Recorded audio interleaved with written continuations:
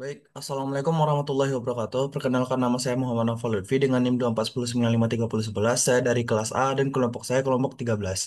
Jadi, izinkan di sini saya untuk menjelaskan rangkaian bagian mendeteksi asapnya. Kami di sini menggunakan sensor MQ7. Nah, jadi ketika tes pinnya berlogika nol, dia belum mengirimkan sinyal apapun. Nah, jadi tegangan yang masuk diumpankan pada non-inverting itu adalah tegangan pada dioda ini masih sebesar 0,65 volt, masih kecil. Jadi di sini kami menggunakan eh, op-ampnya itu berkonfigurasi discrete voltage regulator. Nah, jadi pada outputnya itu eh, menggunakan rumus VZ. VZ itu tegangan referensinya. Nah, dikali 1 tambah R1 per R2 didapatkan tegangan output sebesar 5,03 volt. Nah, kemudian 5,0,3 volt ini diumpankan ke base, lalu ke emitter, lalu menuju ke dioda, ke R8, dan ke base transistor.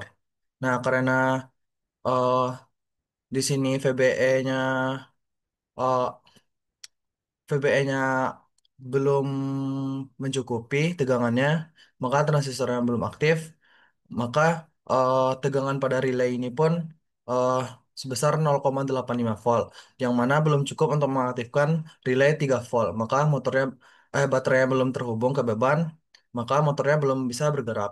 Nah, di sini ketika tes pinnya berlogika satu atau ketika sensornya mendeteksi adanya asap di lift, maka sensornya mengirimkan sinyal sebesar 5,59 volt dan diumpankan ke resistor, lalu mencas diodanya, dan dioda ini penuh ketika 2,54 volt dan diumpankan ke non-inverting pada op amp.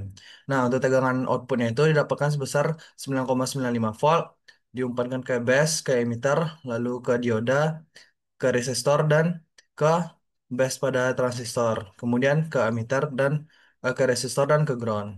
Nah, jadi resistor di sini sudah aktif, sudah tegangan VBE-nya sudah cukup untuk mengaktifkan transistor, maka pada power supply 12 volt ini mengalir ke dua cabang. Yang pertama itu mengalir ke umpan balik ke R16, kemudian ke base, ke emitter, lalu ke resistor, lalu ke ground. Nah, di cabang keduanya dia akan diumpankan ke relay, kemudian ke kolektor, ke emitter, lalu ke resistor, lalu ke ground. Nah, karena ada arus yang mengalir pada kumparan ini, maka di kumparan ini akan menimbulkan medan magnet yang mana dia akan menarik switch. Nah, ini nih akan membuat relaynya aktif, dan ketika relaynya aktif dan loopnya tertutup, maka baterainya akan terhubung ke beban dan motornya bergerak untuk menghisap gas. Baik, sekian dari saya. Wassalamualaikum warahmatullahi wabarakatuh.